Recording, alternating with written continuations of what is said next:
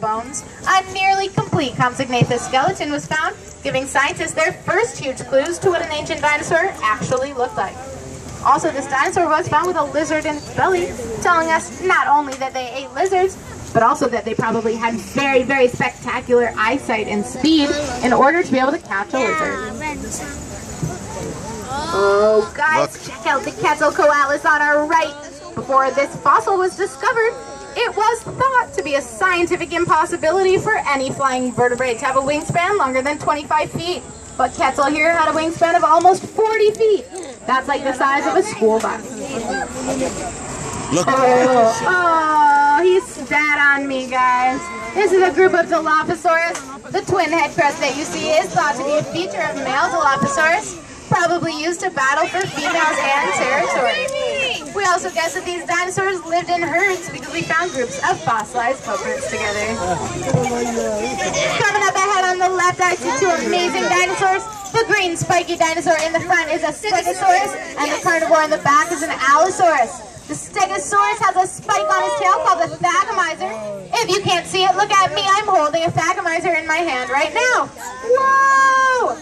The carnivore behind the Stegosaurus, as I said before, is an Allosaurus, and paleontologists found an Allosaurus fossil with a puncture wound shaped just like this thagomizer, while a Stegosaurus neckplate had a wound shaped like an Allosaurus snout. This tells us that these two dinosaurs lived at the same time and fought each other.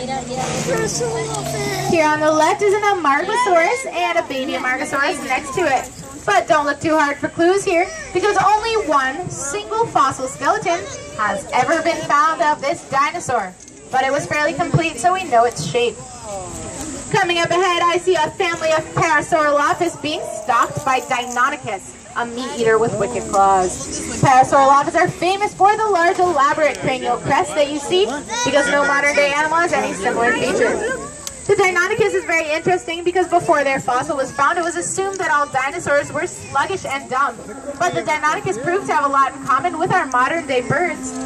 And this sparked the dinosaur renaissance, a whole new way of looking at them, making them speedier, more colorful, and more complex creatures that actually did not all go extinct 65 million years ago, but live on today as birds. A famous pirate once said, "Dead men tell no tales," but extinct animals actually tell us a lot if we know what we are looking Alright guys, look to the right at the end of the tunnel. You'll see two dinosaurs. In the back is an Acrocanthosaurus, and this long-necked dino is a Brachiosaurus, one of the largest animals to have ever lived. But even this giant dinosaur here would have had babies the size of cantaloupes due to shell size limits. So a successful Brachiosaurus mother would have had to have been very careful not to step on her comparatively tiny babies. Here on our left is a Baryonyx who was found with a fish in his belly. If you add that clue to its elongated snout and gaff-like claws, we can guess that the Baryonyx probably lived by the water's edge and ate fish. Sometimes that one too. Look here guys, the Protohadrus put on some lipstick for us today. What a beautiful dinosaur.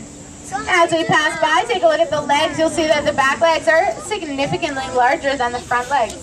This is because the Protohadrus could run and walk on all fours, or stand up on just its hind legs and run and walk on those as well. Some reptiles and primates can do this today, but it is not very common in modern day animals. Triceratops! You see a Triceratops? Oh guys, he's probably not alone. Most of the time when there's a Triceratops, there's also a Tyrannosaurus Rex! There he is, guys, a battle of titans. We know that they battled because a Triceratops fossil was found with T-Rex bite marks and a tooth embedded in its tail. And it looks like the T-Rex has the upper hand, 40 feet in length, 7 tons in weight, and very sharp claws, one of which I'm holding in my hand right now at the back of the cart. But he did not start out life that big and scary, guys. Check out baby T-Rex on our other side, a little bit behind us. Aw, he's kind of cute. Not nearly as scary as the adult T-Rex. In fact, it looks like it's this baby T-Rex who's in danger here next to the 3-ton Edmontonia, proving that even the top of the food chain is vulnerable when young. Now, you guys are all very lucky you're with me today. This giant T-Rex actually will not attack anyone in my cart because even though his arms are too little to take a good selfie, I follow him on Instagram anyway, so he really, really likes me and won't eat any of my friends. True story.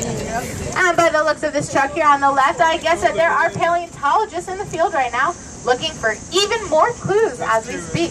I wish them luck. I hope they find more fossils. Captain Carey here again. Hey, Cap. I can tell from the GPS clue tracker your group of deputies are on your way back to the Dinosaur Safari Field Station. Your mission, should you choose to accept it, will be to use your new detective skills as you exit the vehicle. At base camp, you can join a fossil dig in progress and follow the clues to make some discoveries of your own.